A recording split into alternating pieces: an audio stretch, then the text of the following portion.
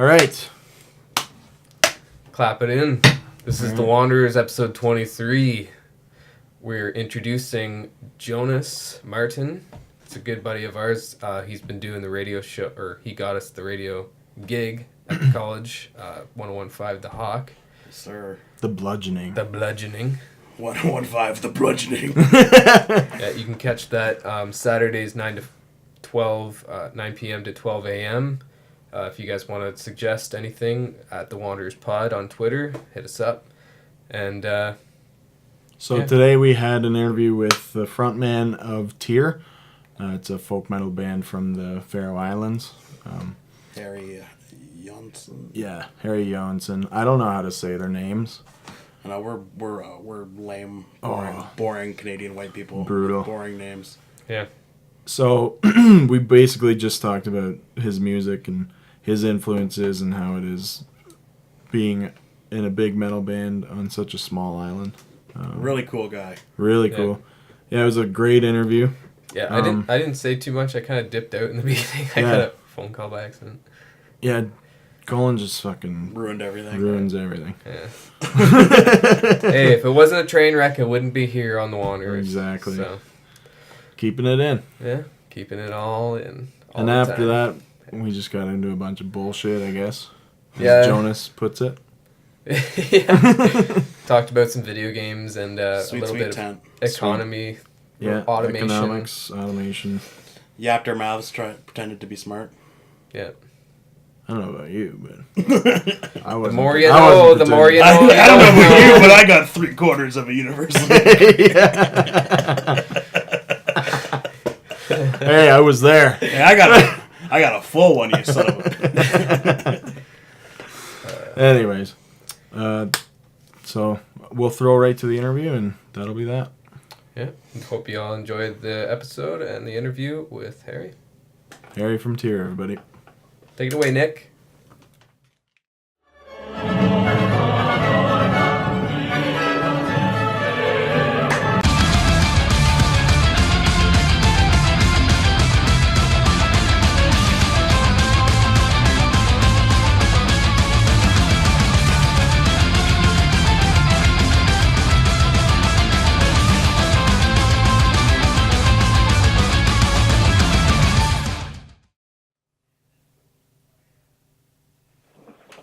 How's my hair? Solid. Better than mine. We're two baldies in here. Yeah. I'm a hat 24/7 kind of guy, you know. Yeah, I don't expect to go that way, fortunately. Not that, I mean, plenty of nice bald men out there. Don't get me wrong. Not that nice. Don't get me that wrong. Yeah, I'm lucky. I already got a woman, so Yeah. she's the one that messed up. I balded after we got married, so. She's the one. You're the one who married me. Yeah, exactly. It's her mistake. All right, welcome. Let's just start. Yeah, so welcome. This is the Wanderers podcast, the Bludgeoning edition. Thanks. We kind of lately we've been kind of tailoring our show more towards metal. We started off as kind of pure entertainment, but we actually started a radio show. So the radio show itself is a all metal show that's called the Bludgeoning. So we're kind of just putting them hand in hand. Yeah. Our last guest we had was Lexi Leho from Children of Bodom. Have you ever had the pleasure of touring with them? Yeah, we did. We toured through the US and Canada with Children of Bodom for about 5 or 6 weeks. It's when I have a really hard time remembering how long ago everything is. Yeah. We get faster everything goes by. A couple of years ago. We always talk about how all the shows we see get muddled together. For you guys, everything just must get muddled together, eh? Yeah, it really does. I have a poor mind for things like that. If you ask Gunnar, for example, our bass player, he can remember the time, the date, and the place of almost everything. Oh, really? Yeah. I just don't. When we were talking to Alexi, it was almost like he didn't even know where he was. And where was he? We were in Toronto. Like we kind of Yeah. we were asking him like what his favorite venue was, and he had a tough time remembering any venue in Canada. So I'm sure it gets like that for everyone. The places sort of get muddled together. You remember where that you've been to Canada, but I'm hard pressed to like remember one at the inside of a venue in Canada. I do remember Vancouver because it sort of stands out from everything else I've experienced. That's funny because he said the same thing. What venue in Vancouver was it? Do you know? The rickshaw theater. Yeah, I was gonna say I saw you guys there. It's a very cool. it's a very weird venue for sure. It is. It's like a movie one, theater. Out of all venues. It's like what? It's like a movie theater. It's very weird. Yeah. It is. A great show though. Thanks. I was actually going to ask you about being from the Faroe Islands. Probably now it's more easier to arrange tours, but when you were first starting out, was it difficult to travel from the Faroe Islands, or did you have to relocate to Denmark or Norway to make it work? No, we never relocated. I did live in Denmark when we started the band, but when we started touring, I lived in the Faroes, and that was in 2003 or 4. We did some tiny tours, like less than a week, to Finland and Russia, and to Iceland for a week, and it was very difficult to arrange. We arranged everything ourselves and with a little help from friends. And of course, it was a new trade that we had to learn. And the biggest financial hurdle was always leaving the country. Everything after that was relatively cheap and easy. But getting out of the country was with all the equipment we had to bring with us was just the biggest financial challenge, and then what really kept us back. I can But imagine. after we started touring like for real in 2006, like on proper tours with the tour bus and the tour manager and everything, it became a lot easier.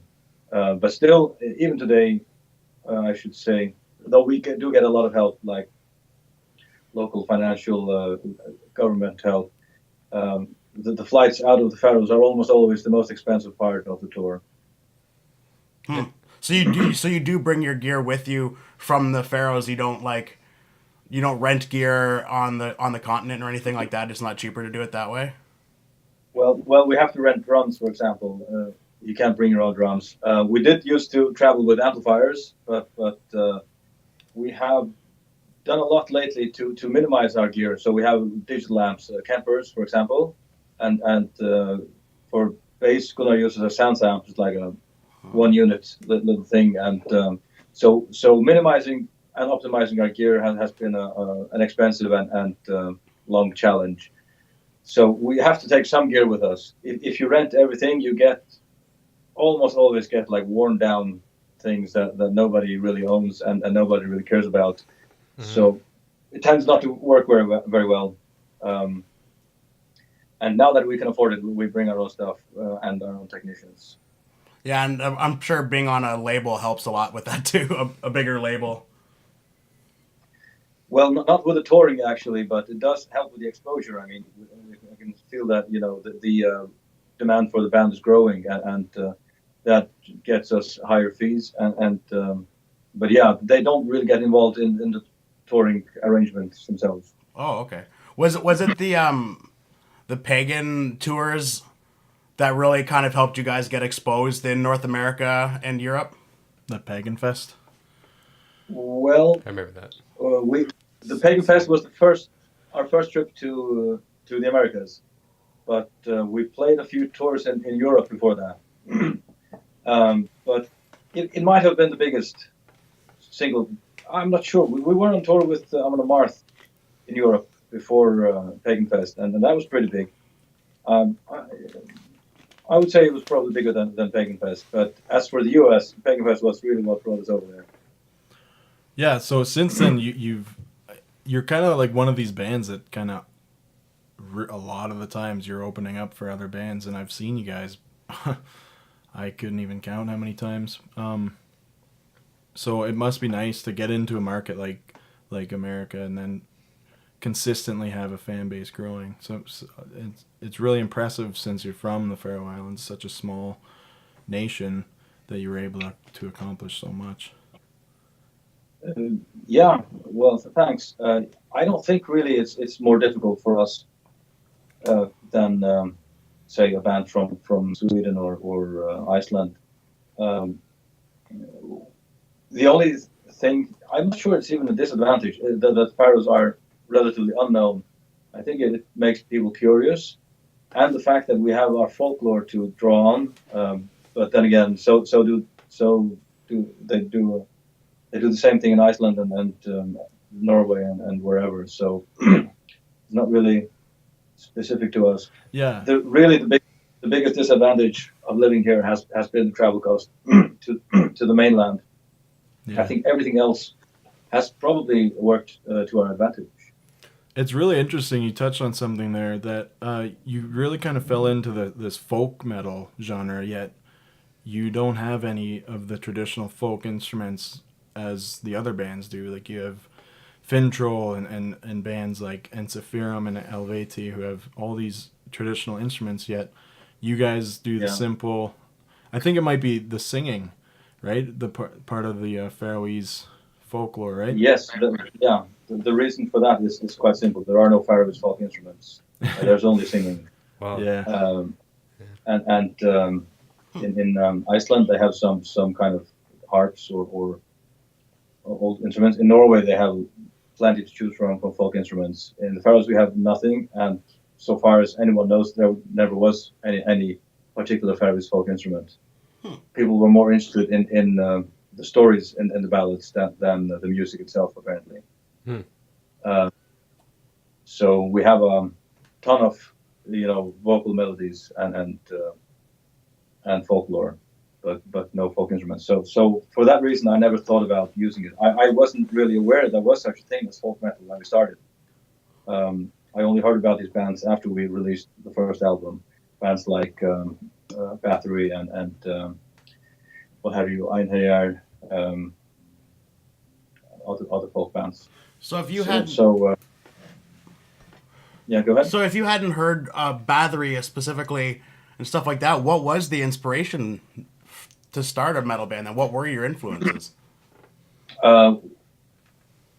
One of the main inspirations for this band for the first album was Black Sabbath's album TYR. Right. It's like a semi-Viking metal album, I guess you could call it. And then I tried to combine Faroese folk music and metal for some time already. I started trying or fiddling with that maybe already in 95 or 96. I had no band or no musicians to realize the vision with. So as soon as we made TYR, that was what I wanted to go for. So my folk influence came directly from Faroese folk music and Danish folk music partly also. So I really just wanted to combine the two. I didn't know of any metal bands doing the same thing. I was really outside that, completely outside that scene. My metal influences were Black Sabbath, Iron Maiden, Judas Priest, Def Leppard, Europe, TNT, Return, Dio, Rainbow, Scandinavian metal and British new wave of heavy metal and some later also Dream Theater, maybe also Metallica. Right. Things like that. Everyone laughed in here because they know that I'm kind of a Rainbow snob. Yeah, as soon as you said it, he started to breathe heavy. Rainbow is one of those bands that they hardly made one bad or not very good song. I mean, this is one of the amazing songwriter bands. Oh my gosh. And I even the stuff without Dio is still amazing. It is. It's a bit more poppy, but it's a bit more radio friendly, but it's still Richie Blackmore. Yeah, exactly. And as for songwriting, I think man's a genius. Oh, unmatched. Absolutely. Yeah, you might be the only person I've ever heard say that they were inspired to write music by Black Sabbath's TYR. It's not exactly their most famous album. We stole the logo from there partly, and the name for the band.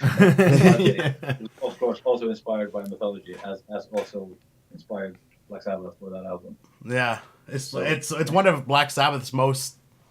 It's like from that forgotten era of Black Sabbath, you know.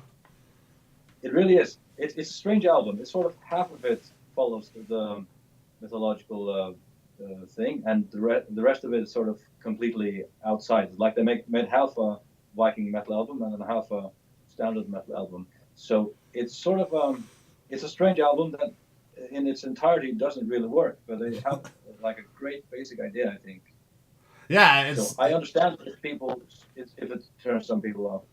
Yeah, it's certainly not my favorite Black Sabbath, but I understand what you're saying. It's definitely like a half-formed idea. There's a really great idea there that's been started, but it took bands like Bathory and what you're saying earlier to kind of adapt that sound. And you got to give them credit for starting it, yeah. You can really hear, actually, now that you say it, because you're kind of thrown into this group of extreme metal bands, yet you're still pretty persistent with strict, clean vocals, and it's some of the best singing in most of the metal around today, I think. But now that you say that your influences, I can really hear that in your music. Mm-hmm. We're very often put together with black metal bands on tour, and if the audience wants that, I mean, I have no problem with it. But we never played anything like that. So the only thing we have in common with those bands are often the folk and mythological influences. Yeah. But I should mention that for the upcoming album, I did do some extreme vocals. Oh, really? I'm looking forward to it. Oh, that's exciting. So it's like the opening song, only the verses. So there's like a verse, pre-chorus, and a chorus, and the verses, which are quite short, have the extreme vocals. Is this the first time that you've done something like that? First time I ever tried. How did it feel? Did you nail it? Yeah. Everyone I wouldn't say I nailed it, but people I showed it to liked it, and I'm getting thumbs up from my girlfriend over there right now. That's awesome. And I tried to. I'm impressed by Johan Haig, for example. His very deep growl and his very clear pronunciation of the words, which I think is important. What sets me off about some growlers are that you can't understand the word they're saying, even while reading the lyrics. So I really try to pronounce it clearly and get a low growl like Johan Haig. Of course, I'm nowhere near that good. He's one of the best in the world, and but I gave it a shot, and I'm excited to what people are going to think about it. When can we expect this new album? Oh, 2 years ago. So continually postponed. Hey, at least you're beating Tool. What's I've it been like? recorded vocals for 5 songs now, and there will be 13 songs on the album. On February 19th, we will record drums with Jacob Hansen for a week. And until then, and immediately after that, it's vocals and solos. And once I'm done with that, the album's done. And it'll be released. So, it's exciting. It's been almost 5 years now, right? Yeah, was it 13 or 14 last year? Yeah, 13, yeah. 13, yeah. So yeah. Closing in on 5 years. You're doing the Blind Guardian thing, a new album every 5 years. No, I didn't want to do that. We had some crew issues and some cooperation changes that set us back like a year or two, and also some changes in the way we record albums now, which also took more time than I expected. Then I should hasten to add, everything apparently takes more time than I expect. And I've been doing the management of the band also lately. We're trying to find management to lessen my workload. Mm-hmm. Now, is this your primary job Or do you carry on a day job on top of this? I do not have a day job. When it's time for to pay the bills, I wish I had a day job. Yeah, I know a lot of bands have to, especially the smaller ones, have to keep themselves working. You can see Yeah, Suffocation. even bands. Well, I'm not saying we're not a small band, but bands our size and a little bit bigger, there's plenty of guys with day jobs in all those bands. Yeah, we were just talking with Suffocation when they were here in Toronto, and their singer that can't tour with the band because of his day job. They have to employ a touring singer, which is got to be a strange thing to do when you write all the music and then you just stay at home while the band goes and tours it. And it's like a 30-year-old band.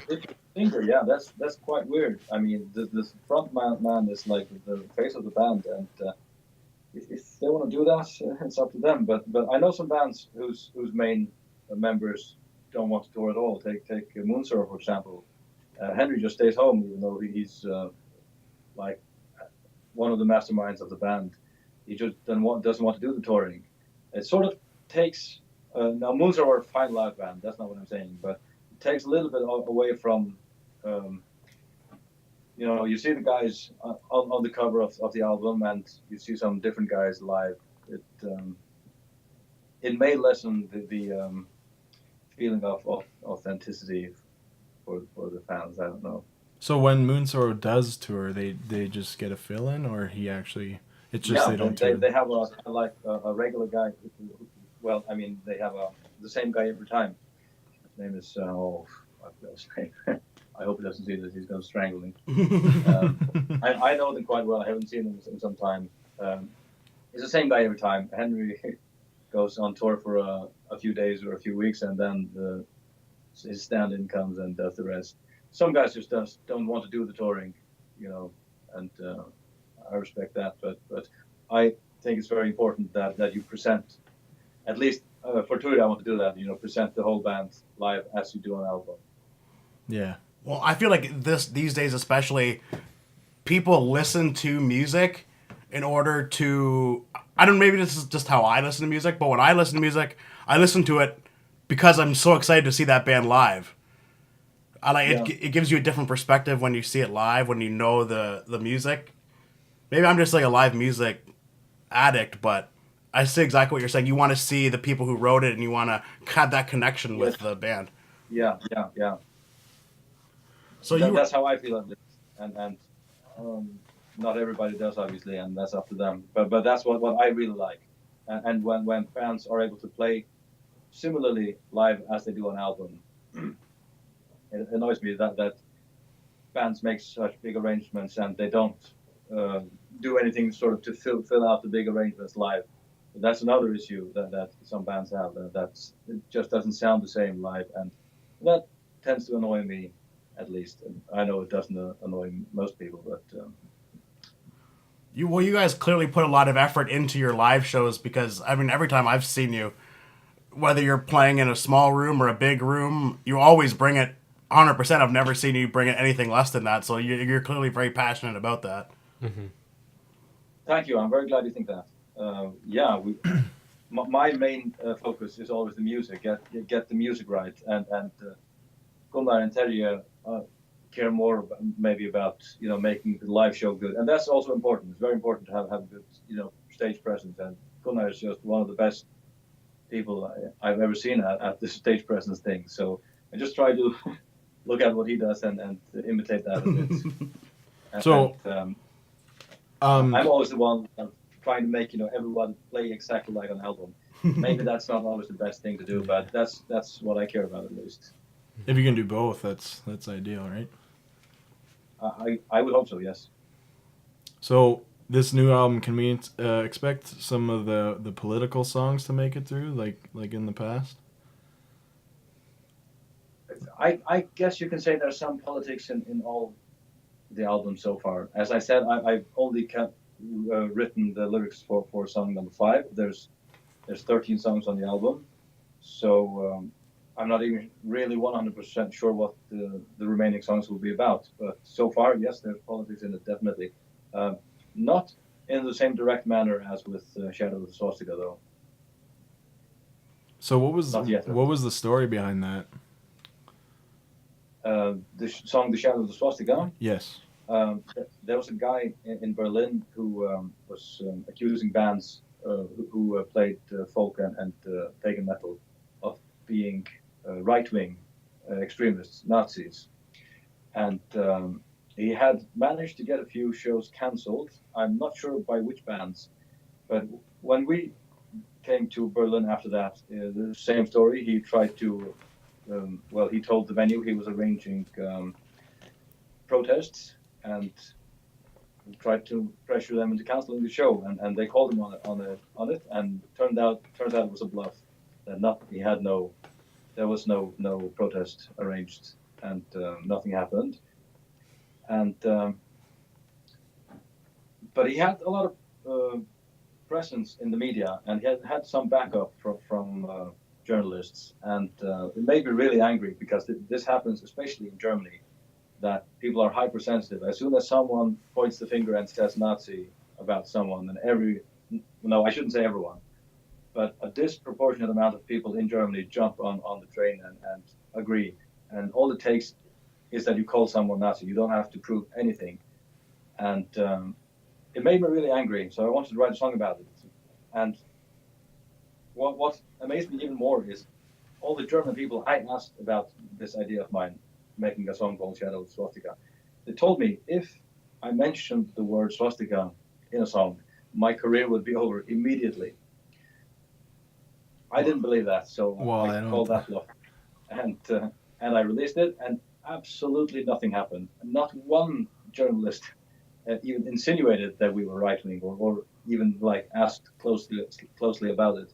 So I think it really goes to show that Germans especially are hypersensitive, and there's just nothing to worry about in at least in all the folk metal that I know. I mean, yeah, everyone uses runes, everyone uses Nordic mythology, Vikings, but I mean, where are the Nazis? I haven't seen them. How much of those runes and that mythology plays into your real life? Is it something that you really believe in, or is it simply just... No, I wouldn't say. I would start by saying I have great respect for Nordic mythology and Nordic tradition, but philosophically I'm an atheist. I don't believe in the gods being literally alive or personally present or anything. But I think it's very, very valuable as mythology. Mythology definitely has its place, and it speaks very powerfully to people. Even Christian mythology, for that matter. I just don't believe any of it is literally true.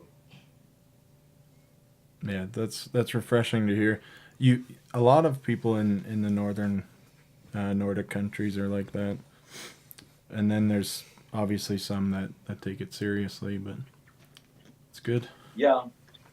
Yeah, there are some, and they don't like to hear what I have to say about it, but that's not my problem. Yeah, you're always going to find people that disagree with you, so. True. There's no churches being burned down in the Faroes. No, I do remember someone set fire to a church once. It had nothing to do with metal. It was a disturbed individual. Completely different story. We don't have the same problem as they have in Norway, or had in Norway. Since you guys have started, have you noticed an increase in? I'm sure because it's a small community. I'm sure you're aware of most people on your island. Have you noticed an increase in music or metal since you've started in the Faroes? Well, music has been generally on the rise since, as long as I can remember.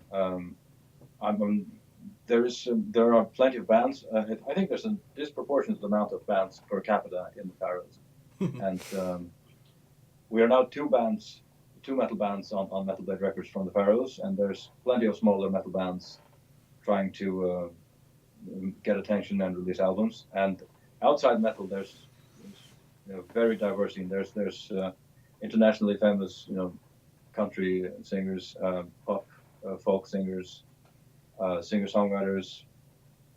So there's a lot of music, and I would say it's generally increasing. That's good. It's good to hear. Pass on the Yes, traditions. I just wish metal had more like traction on the radio. I shouldn't complain. There's some metal on the radio more than you can other things. rest assured that you'll get a play on our radio show every week. Yeah. Thanks. Absolutely. Hamilton, Ontario. I think we're probably the only metal radio station here, but at least we have one. Yeah, exactly. Yeah, we had to go and do it ourselves. I hope you're doing well. So do you have like a weekly show or do you transmit all the time? Yeah, it's weekly on the radio every Saturday night, 9 p.m. to 12 a.m. And then we just do these podcasts whenever we can get guests. So, and then we'll translate, like we'll go through and edit this interview down and play it on the radio show as well. Yeah, so this goes to radio and on YouTube, you said? Yes. The radio show is just at a volunteer station. It's not like a big time station that we get paid for, but it has a pretty good reach, and we have a lot of fun doing it. Yeah, boom. That's how you got to do it. There's not a lot of money in metal. Oh, tell me about it now. But it does have the best people, so It does. it really does. It does. You connect with people very easily once you know they're metalheads, and there's some things you have more in common than maybe some guy who lives next door and listens to, I don't know, reggae. Yeah. Like you see a guy on the street with a metal shirt, you're instantly friends. Yeah. That's just the way it works. Well, who said that quote? Was it Rob Zombie or the guy from Conan? It's like metal, or growing up as a kid, I was always feeling like the weird one, and like whenever you go to the metal show, it's like all the weird kids meet together, and it's just like... It's true. It's the and best. You feel normal for a moment. And you feel normal. Yeah. Well, I think we can end there. It's been a great interview, man. Thanks. Yeah, this was a great interview, actually. Thanks for doing this, and best of luck to you guys. Yeah, thanks, best Heri. of luck to you. Hope to see you in Canada again soon. Yeah, looking forward to the new album as well. Soon, yeah. You guys got to get on the Rockfest in Quebec. It's the best metal festival in Canada. Oh, yeah. We never played any festival. We played the Prog Power in Atlanta. That's the one festival we played in the U.S. Yeah, then of course the 70,000 tons. But apart from those two, we never played any festivals in the Americas. Well, you got to get hooked up with Rockfest. It's a big party. Yeah, it's great. It's We amazing. We got to do that. You can ask Ensiferum about it. Corpaclani, they've all played it. Yeah. I will. I'll get our booker on it. All right. See you later, Heri. Take care. Thanks, buddy. Bye, guys. All right. That was Heri from the band TYR. Yeah. Awesome. Sorry, I kind of dipped out in the beginning there. Yeah, what was that? We were like, oh, all right, see you later, Colin. And Heri's like, all right, that's you guys ready to start? We're like, yep. And they're like, oh, see you later, Colin. Well, it was funny because I'm like, all right, make sure you turn the ringers off. We've been bad for that. And then also my phone starts ringing. I literally just turned my phone off. And then it was, apparently I missed 2 emails, but it was the job that they're calling me, telling me to come in on Monday. So I got the job. Nice. Hey. You got the job, man. I got the job! What job is that? It's at Shervin. Oh, yeah, you were talking woodworking. about Nice, man. Nice. Yeah, they're starting Monday. I applied for the finishing position, but they're still working stuff out, so they just wanted to hire me before I got another job, basically, so they're going to train me in somewhere else. And then once the finishing department gets opened up or whatever, what they're doing, then I'm going to go do that. So. Nice. Sounds like an off-air kind of conversation. Everything's it's the podcast, man. Everything's on there. But yeah, we can take a break and throw it to our buddy Nicolas Cage. Nick, take it away. If you excuse me, I have to use the little boy's wee-wee room. Did Bitcoin just fucking crash hard? I don't know. Last I heard it was at 19,000 or something. And then also it's like at 8,000 again. What did you expect?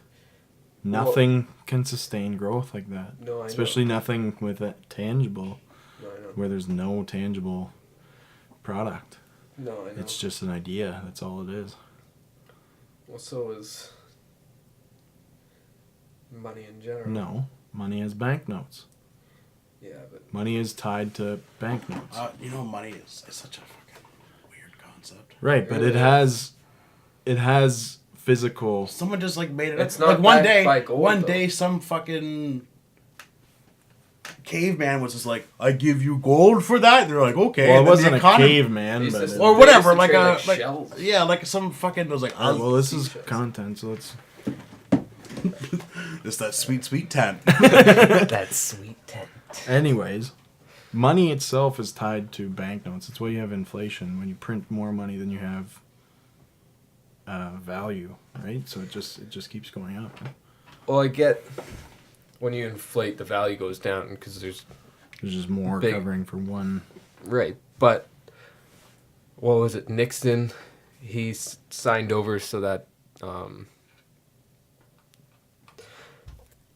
the dollar wasn't actually backed by gold. It was backed by government bonds or something like that. And then for every government bond, because the government has to buy from the Federal Reserve, and the Federal Reserve lends those notes out at an interest. Yeah. So it keeps the economy in cycle, because our debt and services and labors would actually drive the value of everything, and the products and services, or the products and Capitalism, math. yeah, that math and capitalism. The only problem with capitalism is the people who acquire so much and then just hold on to it and then don't put that value back into the society. It's like they hoard billions of dollars for themselves, and it's like you can't fucking even spend all Right. that. Like you have people. Yeah, fuck you, Francis Bacon. I mean, you like Should be capped. Well, I've in a been thinking about this a lot lately too. Actually, it's like, why do companies have to have growth every single I year? know. What is wrong with stagnation? Sustainability. Yeah. And I've said that for years. The word Yeah. stagnation as this like it's not a bad thing. Like, but it's because people aren't into going into business to make money. They're into business to make money for themselves, not to create jobs for other people. They don't give a shit about that. No, I know. That's when you see these people like, oh, it's a trickle down economics. But economics is bullshit. Nobody who is in charge of a big business gives a fuck about how much money their employees make. No, I know. Trickle down economics is not a viable economic policy. Maybe one in like every once in a while you'll get someone Yeah. that does. But it's Especially not, in North America. I don't know what it's like in Europe it's or not a Asia. system like it's not operating the way it's supposed to because people are greedy. Yeah.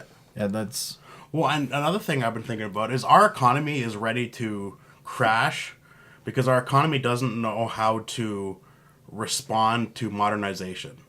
You know, human growth and innovation has always been about doing less work. Right? How can I do less work? How can we work less? But now we're at a point where we have things like automated waitresses, like at restaurants in the Yeah. States. I noticed you can order food right on your table and it just comes to you. You have automated everything, and people are blaming the minimum wage increase for these things. These things were going to come anyway. right. And our economy doesn't know how to react to automation, and it's It's gonna be all the rough. money is still funneling to the top, whereas with all this modernization and automation, you really should start thinking about creating a universal wage Yeah. for people. So they just get money regardless, because if a robot comes in and takes your job, what do? You're think out about that a you're lot, out too. all that money. Like painting. But- a lot of painting jobs, Yeah. that was one of the first things to go because they have robots now that can go in like the Well, same motion every and time. when- At this place that I'm going to work, they're actually talking about an automated system where they're putting doors through like this just sprayer instead of having other people do Yeah. it. It's just, you know. So they take a job of 5 people and turn it into one person's job. One of the distribution Yeah. centers I go to for work, they're about to. I'm not gonna. One of the distribution centers like I go to for work, they are building this giant robot that does all the picking. Yeah. It just goes along, and it goes along the shelves and picks it stands and picks the boxes. And I don't know how much jobs it's going to cause, but you know what? We can't fight progress because this is going to happen no matter what.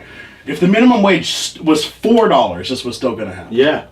It has nothing to do with the minimum wage. The whole reason that all of these prices are being raised, it's not because of the minimum wage hike. It's because people are afraid of the minimum wage hike. Yes. We just simply don't have the data yet because it just happened. So they're doing it as a precautionary rather than a reaction, which is bullshit.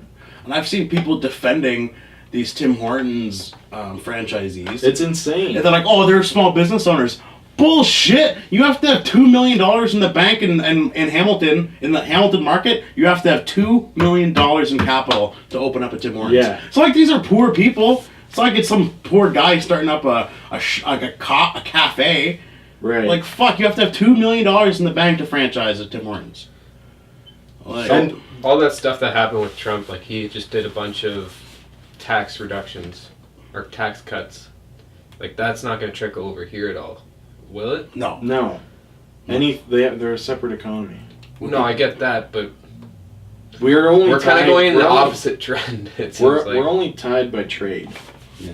So, right. Well, the products that we're getting from America, will they come at a cheaper cost now? Because the company stuff like that. No. Maybe. I mean, I'm not an economist. I'm just I'm just a loudmouth with a microphone. So. They're also taking away free trade too, so there's something. We're also taking. I don't know. I think It's we're just hard. in a huge. Wouldn't it be sweet that if you were getting investigated for a crime, you could just be like, "Nah, Mr. Police Officer, you fired." It's fucking insane. Did you? He's like, yeah, he's being investigated, and he's like, I'm just gonna fire the guy. Yeah. What the fuck? And his state. So that's getting into where your buddy was saying he's not yet tyrannical, but he's laying the groundwork. That's starting to sound like tyranny. His State of the Union speech, he was like, I encourage all my secretaries and cabinet ministers, or whatever they fucking call them in the States, to Oh shit. Hello? Pete, help us! Help, please! Please help! There. Okay, we're back. And we're back And with we're some back. more. Jason doesn't know how to use a goddamn. It's Adobe the goddamn computer. Yeah, blame the It is. classic conservative. It Blames is. automation. Maybe we need an automated Jason. Yeah. Oh man, that would be so. Just sweet. just get one of those paint robots to do my job. Yeah. It's like a big yellow arm, just fucking. So what do you think about that, Jason? It's like that fucking bird from The Simpsons. Yeah. That's fucking funny. Yeah. No, but seriously, we have a janky old computer. Do you like Norwegian folk metal?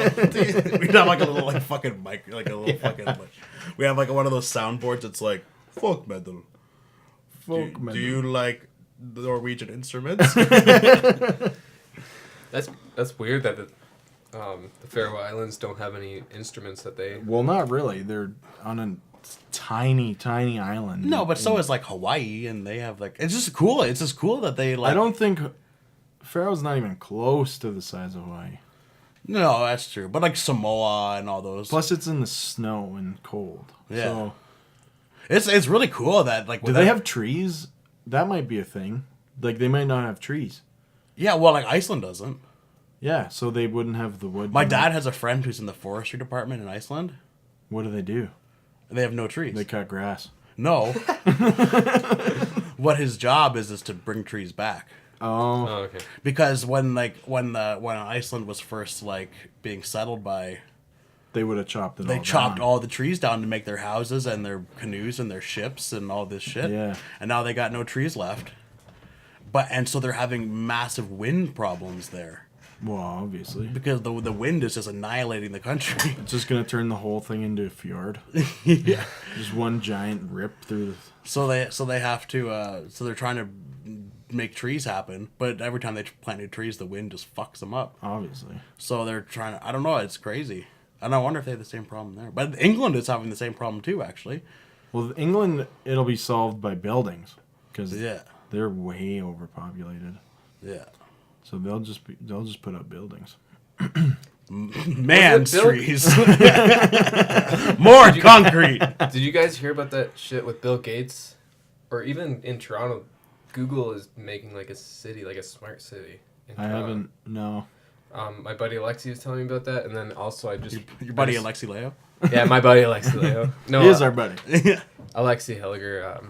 We had him on the podcast. Actually, the episode before we had Alexi Leo. I know, it's so funny. I know. I released that episode with him, and then they're like, "Oh, that's not Alexi's last name." I'm like, "It's not. He's also not black." He's one of those black Finland. No, but I heard Bill Gates bought this huge acreage of land, and he wants to build his own smart city too. Well, he has a smart house. Yeah, That was like He has a 15 years He has a ago. smart brain. Yeah, he does. but she has a smart cock. Too. No, What the fuck? Whoa. Do you want to fuck Bill Gates? Got a little weird. well, if you gave me $1 billion, maybe. Billion. $1 billion. How many billions? He has like 500. No. How There's much only does Bill Gates have? like it jumps depending on his company. How much is Bill Gates worth? It's like 50 or 60 right now. There's a guy who's worth like 100. The right net now. worth of Bill Gates is $92,700,000,000. Because he's giving like half of it away too. Yeah. I bet you Putin is worth more.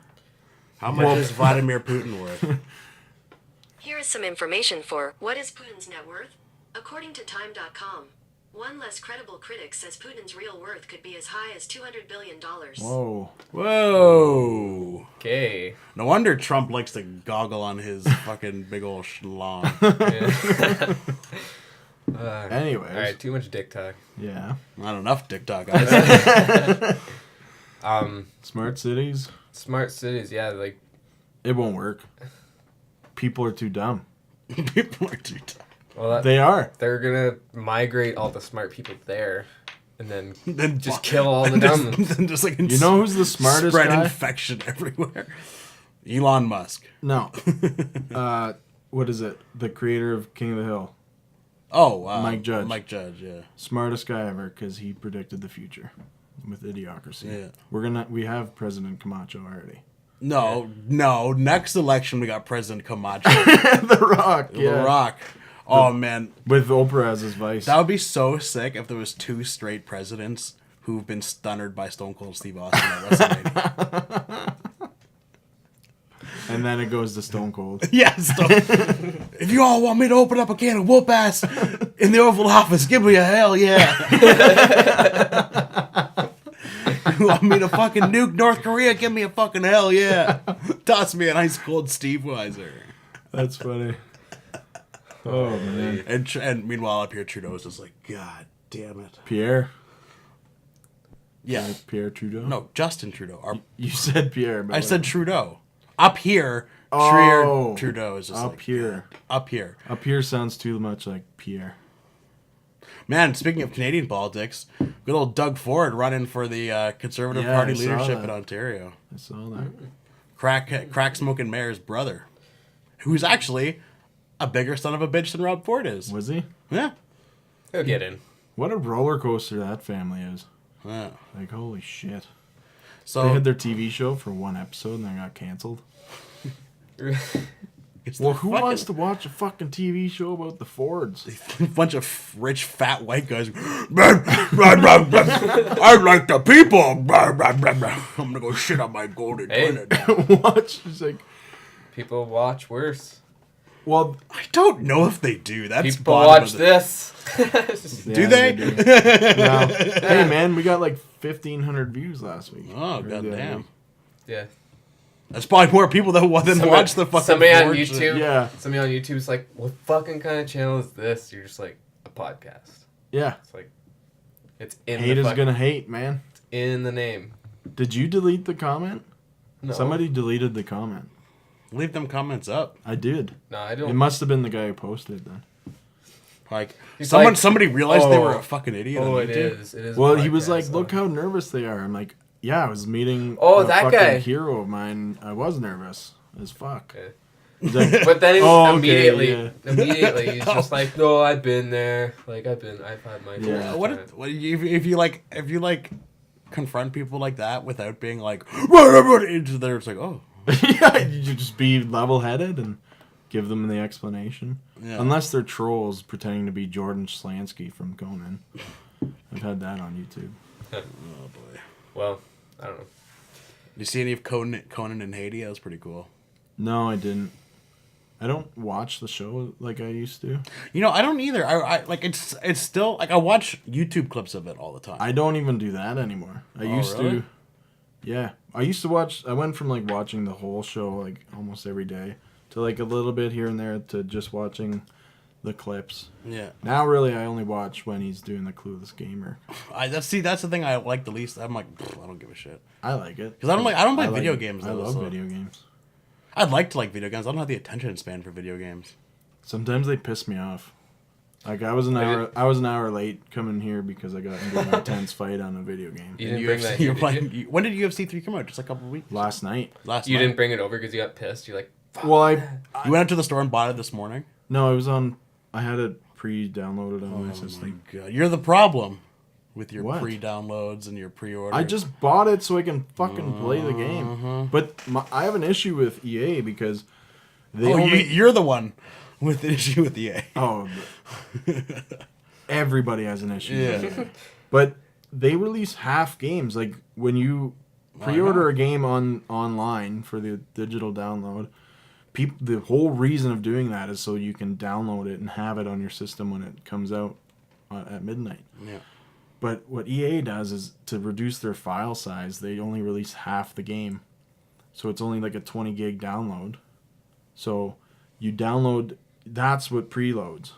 Right. So then when you start the game, you only get like, for NHL, it was like Pittsburgh versus Washington or whatever Nashville. Stanley Cup final was. Yeah. And you can only play that for like 3 hours while the rest of the game downloads. Like this one, last night I was so ready to play career mode. And I just had to play fucking Tony Ferguson versus Conor McGregor for fucking 2 hours, and then I went to bed. Just beating Conor McGregor's ass for 2 straight hours? It got so hard. Like, it was such... Like, the tutorial was that's why if I'm buying games, I like to have the physical copy. I never buy the downloads. Well, my system doesn't read the disc, so I don't know. Well, don't have such a shitty system. I bought it from someone... Mine sits in a dust. Mine is a Netflix and WWE Network machine. It's a very expensive thing to watch wrestling and. Is Netflix. your fan really hot on your PS4? I clean mine. You clean? How do you clean it? I take it. You take it right apart. Yeah, because Matt bought my old one and he brought it over. Don't take it apart if you have the warranty. No. Only take it apart when you don't have the warranty. I bought it from a guy in Kijiji. Yeah. Matt bought it from me and he brought it over the other day and it's like. I keep mine on a shelf and it's completely covered with dust all the time and it doesn't have a problem at all.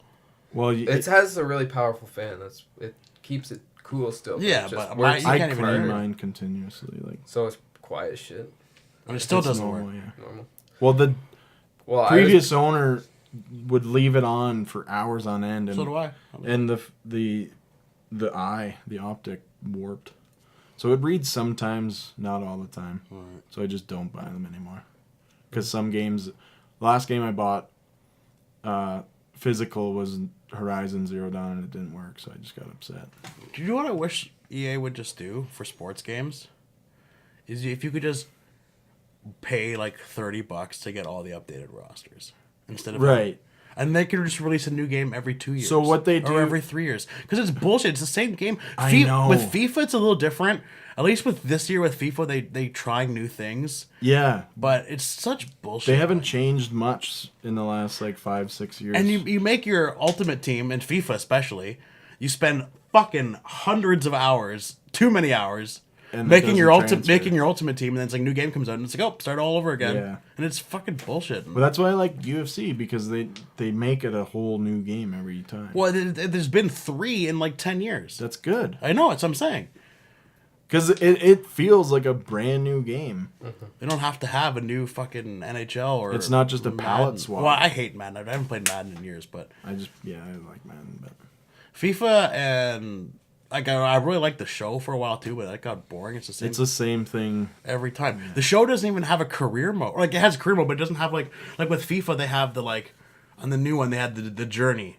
Yeah. like the story mode. which was really cool. And you could like walk around they the had that towns in, and shit. in Madden too. They had a story mode. Did they? Yeah, it was really good. Yeah. It was the only good thing about the new Madden. The last football game I played was NFL Street. Nice. Those games were It's super fun. so You know, sweet. my roommate has NBA Jam for a Super Nintendo. That shit's We awesome. play it all the time. Nice. It's so From much. downtown. Since Dave has set up all of his old school systems, I play them way more than I play PS4. I'm not like that. Matt's like that. Matt loves the. Like I've been playing all the old school Marios and Donkey. They're so much more fun, man. Yeah. Spent hours playing Hey. Mario. Hey, yeah, Donkey Kong. Hey. Fucking go Spartans. Yeah, Go Larry Nasser. Well, I've been playing the new Zelda. It's actually really dope. You have the Switch. No. My sister has the Wii U, and I got the family like the Breath of the Wild for Christmas or whatever, and I've been playing with my dad actually. It's only on Switch though. No, it is on Wii U. I Oh, bought right. a Wii U for that game, and then they delayed And then it they because delayed they wanted it because to they wanted the release Switch. it for the other. Yeah, I bought my brother Breath of the Wild for Christmas. so And good. And It was he has a Switch. Yeah, he has a Switch. Yeah, it was the last one in the course he store, and the chick was like, "Hey, do you want the extended edition with the DLC and the map?" And I was like, "Ah, I don't care." She's like, she's like, it's an extra $40, but this is the last one. You want it just for free? Right. I was right like, on. I was like, "Yeah, okay, sure." So now Lewis got this like big ass fucking map and all the DLC stuff. Nice. It's pretty cool. That's amazing. It's But a really funny. sweet game. I don't get it though. You can download it on an emulator. Open concept games just seem so boring. I don't know. No, man. They're not. They're immersive. They're very immersive. That's what I love. I get so bored like 5 minutes. I in, I'm like- understand. I I'm understand. like, I'm just gonna go watch more TV. My very first experience with an RPG Well, most of them is was just Oblivion, and I was just like, what the fuck is this piece of shit? Then, like, 5 hours later, I'm just like, holy shit, I'm saving the kingdom. fucking my I'm wife saving again. the Imperial Kingdom. I watched my roommate play when I was in college. I would just get baked and watch my roommate play Oblivion for it. I watched people play Oblivion too. It was weird. And then know. I lived with a different roommate when I was in Vancouver when Skyrim came out. And I would lay on the couch. I was like, I didn't have a job because I just moved to Vancouver. And I would lay on the couch and watch him get baked and watch him play Skyrim all day. And it was awesome. Like Skyrim, Yeah. it was awesome to watch. I'd be so bored playing it though. Why? I don't care. You have no imagination. No, I don't. I mean, I do. I like reading fantasy books and watching fantasy shit. I just don't want to walk around and play. I'm like, I'm bored. Yeah. Let's open up this. Let's open up this. Whoa! Let's open up this fucking treasure chest. What's inside? Oh, some coins. Okay. Some bread. Oh, look at It's the a little keyboard. more in depth. Now I gotta go into the menu and look at my food. It's boring. I'm bored already. I've been getting into survival games where you have to like forage for food and chop trees down and make houses and shit. I just played. Jason becomes like a fucking survivalist. I am a professional now. Are you? Yeah. You know what to do. It's if a- it goes down. Drink your own pee. Jason's like drinking his own cum. No, Jason. You got it all wrong. You're Whoa! a foul human being. No, I played because Matt left his PS4 here by accident. He's bad for that. He left his GameCube with Shane Lunny for like 3 years. And he's like, every time I was with him, he's like, yeah, I gotta go grab that. Well, it's a GameCube. He's like, oh man, I gotta play Paper Mario. Oh, it was really good for Smash Bros. Oh, yeah. That was the best. Melee? Smash Bros is so frustrating. I just lost every time. It was so good. I know, all these guys were way better than me. Until Dawn. PS4. Did you play that? No, I heard about it. It's pretty trippy. It's a lot like Heavy Rain, right? Yeah, like you're running, like you'll have It's the like cutscenes. story-driven, Yeah. or it's like you're controlling a story. Yeah. It's pretty much like you're watching, like the graphics are really good. Something like Pretty much like you're watching It a was movie. such a good idea, but somebody ruined it for me. Like if they would just make it like you're running from a serial killer, but somehow it's, I don't know. Someone told Until me it's Dawn? different. Yeah. you are running from a serial killer for most But it's of like it, a and cult or something, right? No, something else happens. I guess, spoiler alerts if you haven't played Until Dawn and you don't want to know the story. It's an old game. Fuck off. Yeah, I know. Well, basically, you're going through this cottage lodge that this family owns. The two sisters go missing 1 year, and then they have a year anniversary for like a kind of rekindling of the friendship and an honoring of the two girls that go missing. And then all this weird stuff starts happening, and then a serial killer ends up chasing you through different... Like, you played 6 or 7 different people, and then if you make the wrong decisions, you can die, but you can beat the game with everybody. I ended up having, like, 3, but you can get all the people at the end. And you find out it's not the serial killer as much as you have to worry about, as there's these cannibals that were in these mines. Like a bunch of miners. Yeah, that's fucked. So a bunch of miners get trapped in the mine and starting like to have to eat themselves, and then there's this spirit on the mountain that ends up like turning them into demons. You lost me. Yeah. That sounds so stupid to me. It's pretty intense though. Something turns into like as soon as something goes like sci-fi. I'm like it kind of You know, like I love sci-fi. Me too, but I like sci-fi when it's sci-fi good. It was suspenseful. Dumb. It's just there's a lot like the animation Derivative. on it's really cool. Like there's parts where you have to hold the controller completely still, and it comes and screams like in your face. And if you like, is there a part where your guy's like jerking off and you gotta like shake the controller? Yeah, at the beginning, pretty much. No, that's brutal. Cause it wouldn't surprise me. At first, before the sisters die, you find out like what's going on, and the one sister, this guy she has a crush on, like lures her into the room, and then she starts taking her shirt off, and then they're all hiding in the room somewhere, like some are under the bed, some are in the closet, and then they pretty much humiliate her. So that's why she runs away and goes missing. Okay. And her sister ran after her because she was pissed. She didn't know that was going on. But I don't know. It was a good game. Like, it's entertaining. I like shit like that. Like, I like the Heavy Rain game and the... Heavy Rain's good, yeah. That's fun. Heavy Rain was like, good. if you don't take and it so Beyond Two seriously, Souls the was story good is good. Like, the way they do it. It's so funny in Beyond Two Souls how they... Like, Ellen Page sued them. Oh, yeah? Yeah, she sued Quantic Dream because, like, there's a shower scene, but it doesn't show her at all. Yeah. But the developers put nipples on the model, on the 3D model. Is it supposed to be Ellen Page? It is Ellen Page. She made the game? She was, like, mocapped. Oh, really? Yeah. So they did, like, this shower scene, and they have her, like, her naked body fucking Behind the scanned. curtain. Yeah. And they weren't supposed to have the nipples on because it doesn't show them, so there's no point to having it. But they put it on because game developers are fucking weirdos. And people. And the game developers are probably like. And then. I'm looking at Ellen Page's and then nipples. obviously people watch that shower scene on PC and they're like, I know how to rig this so we can move the camera. Oh right? yeah. And they did, and it got released on the internet because of course it did. What do you she mean? Sued. They hacked the game to pull the camera back so they can see Ellen Page showering. Like the real? No, it's just a 3D yeah, model. so who cares? But it's like a legit... Fucking who cares? Jerk off to any other skinny looking Dude, girl. people are weird. People are weird? You have to... Jason has like 500 folders called Ellen Page. 500 folders. Jason has like 9 copies of Juno. Those folders are full. Jason has watched Juno until like the disc wears out. Yeah. I have watched Juno. It's a good movie. Good for you. Yeah, it is. It is.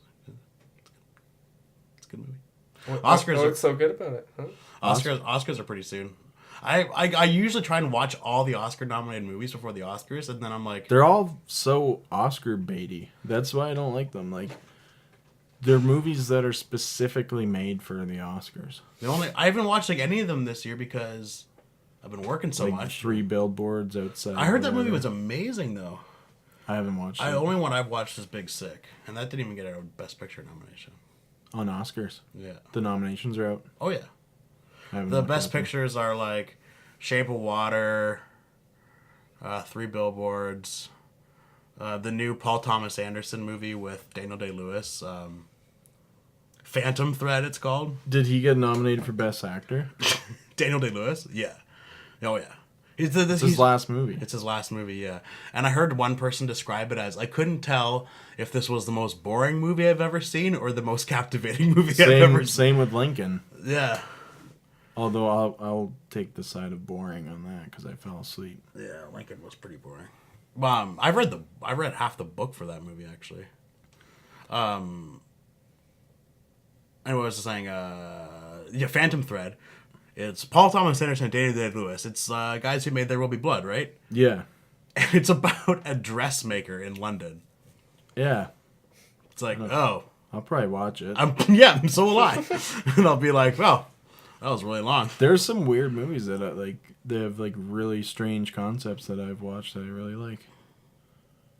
Such as? What's that one that you were talking about, the in-depth one? That you're like, if anybody wants to watch a really in-depth that's one movie. Independent. Don't think twice. That's another one. It's literally just about an improv group and where one of the improv actors gets a job on Saturday Night Live. Yeah, that's a good It's one. like really simple, but it's really good. Yeah. No, that sounds cool. What's independent? Independent movies. Oh.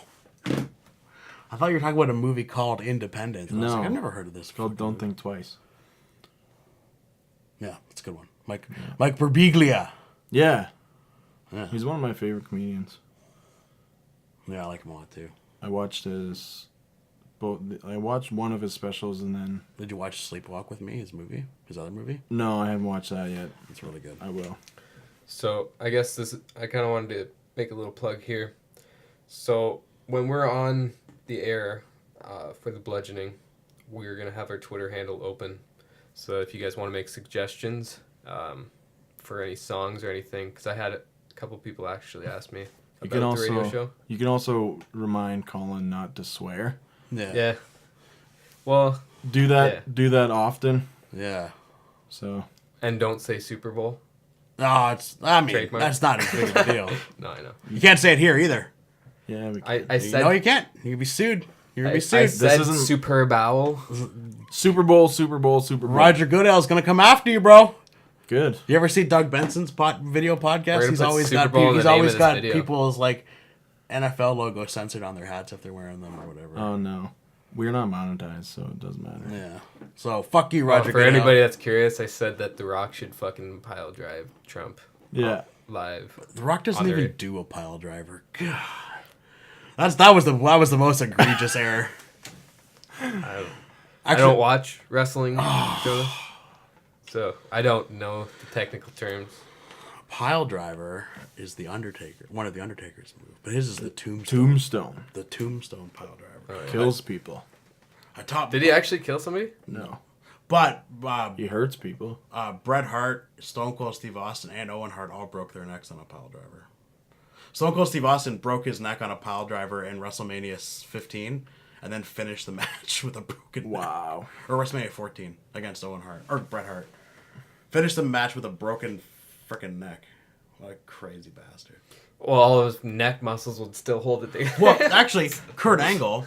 That's what happens. Kurt Angle broke his neck before I heard this crazy. You know who Kurt Angle is, the wrestler? I do, yeah. He won 2 gold medals in the '96 Olympics in amateur wrestling. He's like one of the best amateur wrestlers of all time. Do you remember that movie about amateur wrestlers with Steve Carell? Foxcatcher. Fucking Kurt Angle was part of that story, and they didn't include him in it. Oh. Isn't that weird? Yeah. Anyway, so he won 2 gold medals at the '96 Olympics, and he'd been training for these Olympics forever. And in the final match of the qualifying rounds, he broke his neck. And the doctor was like, "Okay, your neck is broken, but because your neck muscles are so strong, it's gonna keep the bone from piercing your spinal cord. So you're okay as long as you can deal with the pain.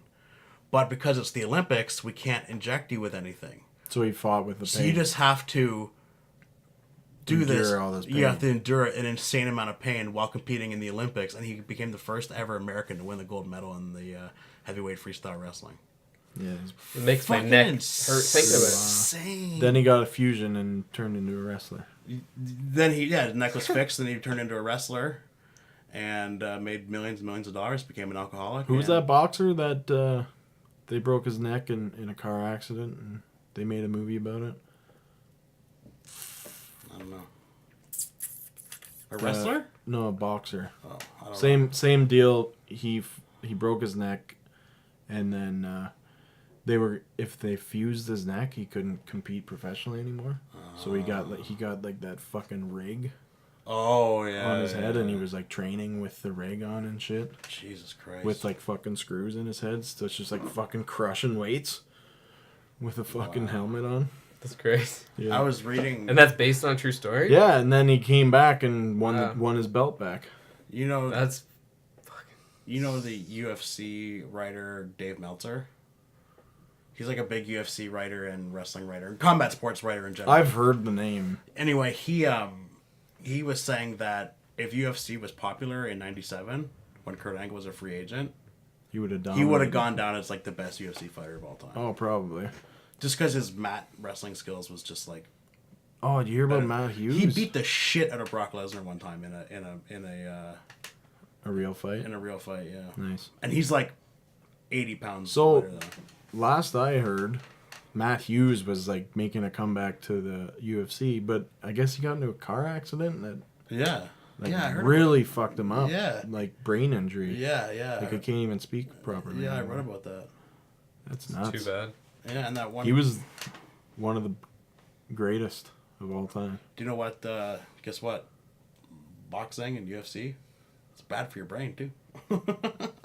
Boxing, yeah. So, Same with football. you see Floyd Mayweather took a picture inside of the octagon and said, "Come at the king, bitch." No. Yep, He'll get killed. absolutely. When head kicks are thrown into the mix, I know. That's a fight I want to see. he won't know what to do. He won't even know how to block him. He'll put his fist up and Conor McGregor will kick his fist into his face. They could literally double their money by doing like a reverse event. Well, they did. James Toney did that, and he got fucking smashed. Yeah. No, I mean like with McGregor and Mayweather. Oh, it would be crazy. It would be over in 5 seconds. It would. I know. Well, but you it would, just it turn would him be, around and start hitting. It would be huge. It would be. No, like You thought CM Punk's debut was bad? Wait till you see friggin' Floyd Mayweather's UFC. CM Punk, yeah, that was bad. But money Dana fight. White says he's gonna fight again. Probably. Do you know what's He'll crazy? be better now. So the Bucks, I was watching a bit of the Bucks Timberwolves game on TV the other night because like I was just on TV and Bill Belichick is sitting front row, courtside, Why? and so is Floyd Mayweather. And you know how on the if you stream an NBA game, it shows you the in arena feed, like whatever they're showing During on the the jumbo commercial, yeah, yeah. during the commercial breaks, shows you like the arena feed. Yeah. So the audience is like, "Ladies and gentlemen, boxing promoter Floyd Mayweather." And it shows when the crowd roars and cheers, and it shows Bill Belichick, and everyone's like, "Boo!" Because it's in Minnesota, right? Yeah. Everyone's booing the shit out of Bill Belichick. It's like, what did Belichick ever do? Like he was good? He recorded some Jets players, maybe. Yeah. And then Floyd Mayweather, renowned wife beater, gets cheered. It's so funny. Yeah. Well, That's it. We got to do the intro yet, but that's the end. yeah. Well- Okay, bye. on the light note of Just stop the Okay, recording. yeah. Just stop the recording No, right no, now. no. Wife Just beating. cut it off. Wife beating kind of cuts it. once you get into that, That tears it. we all got to go home and beat our wives. And by that, Well, I you mean- by heard that magic word, and folks. by that I mean our dicks. Yeah. All right. Check us out on Twitter, YouTube, at the Wanderers Podcast. I think we're at the point now where you can just search us on Google and find us. Yeah. I struggled. The Wanderers podcast. Yeah, but you also need new thumbs and probably put in like Winder. What is it on Twitter? At The Wanderers Pod? At the Wanderers Pod. Yeah, so at The Wanderers Pod, if you want to hear any music of the metal varieties, you can hit us up on Twitter. We're going live Saturday, 9 p.m. to 12 a.m., 101.5. And you know what I was thinking? Afterward, we should we could always post up the link to the Spotify playlist too. Yeah. Yeah, absolutely. If you want to good hear idea. music curated by three great minds. All right. Check us out Ciao. every Saturday night. Until next time, Nick. Well, actually, how many has that been? I don't Are we know. doing a vote? No. No. It's not vote time yet. All right. Anyways. Thanks, Nick. See y'all you later. later.